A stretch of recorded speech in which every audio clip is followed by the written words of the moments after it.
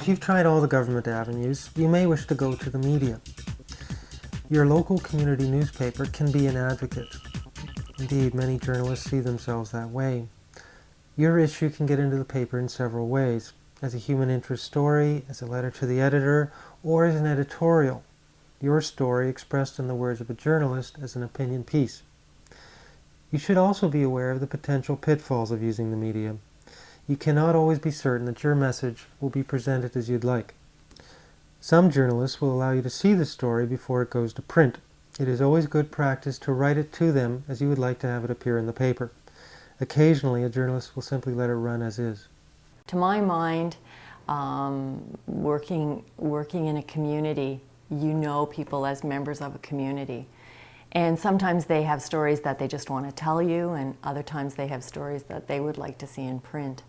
So you kind of have to sort out whose needs are greatest or most immediate. But I think we all network a lot, and if you hear a story twice, then maybe it needs to be told. I think that's the function of a newspaper, is to let the readers know what's going on around them, what's going on in the community, and to be informative. And sometimes that is, in fact, advocating for members of the community to try and let the system know, let the community know, let everybody know what's going on.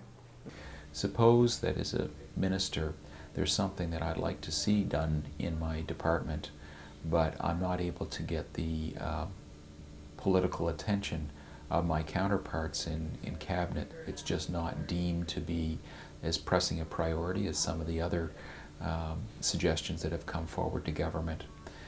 But if the media catches on to something and advocates for it, it basically enhances my position when I go forward to my colleagues, because now everybody in the province, or a lot of people in the province, are talking about it and probably advocating for change. So that actually is very positive for the minister.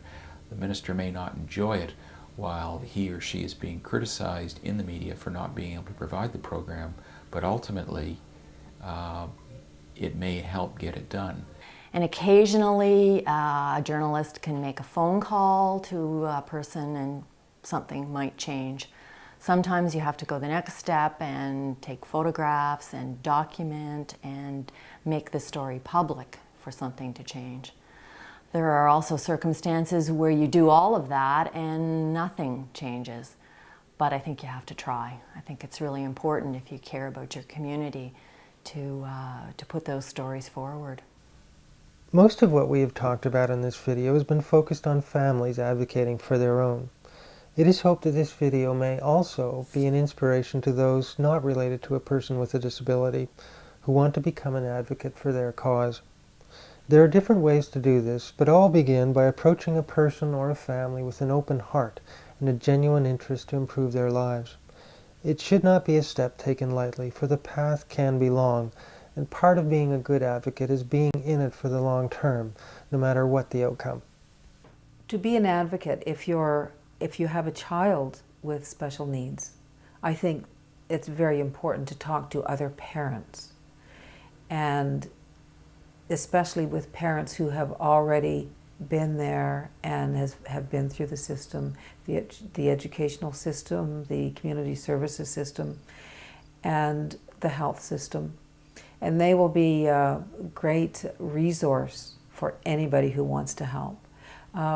Befriend families, because often families with special needs children, or with adults with special needs who are still part of the family, often the families are very overwhelmed and need help in just the time that it takes to make their way through a complex system like community services. Becoming friends with the person who has special needs, finding out what they want. What kind of lifestyle do they want to lead? That's really important.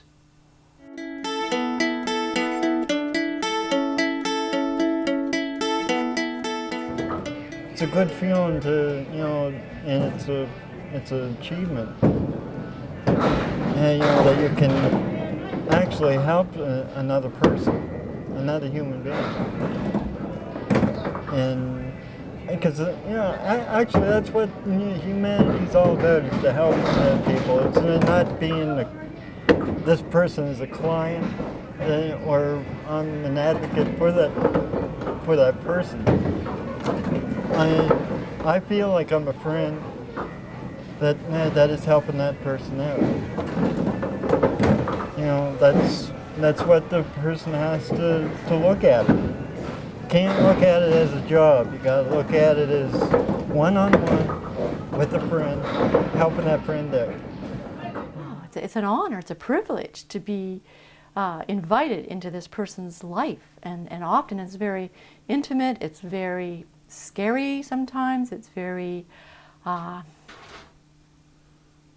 don't know, they have a lot of emotion, and if they're upset and they've been through a lot of closed doors, you have to really honor them for who they are, and yeah,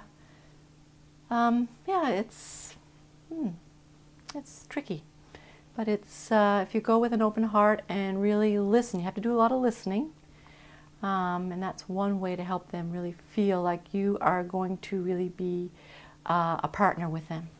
I think to be a good advocate, above all, you need to be a good listener. You have to understand the concerns, understand the issues, and recognize the process.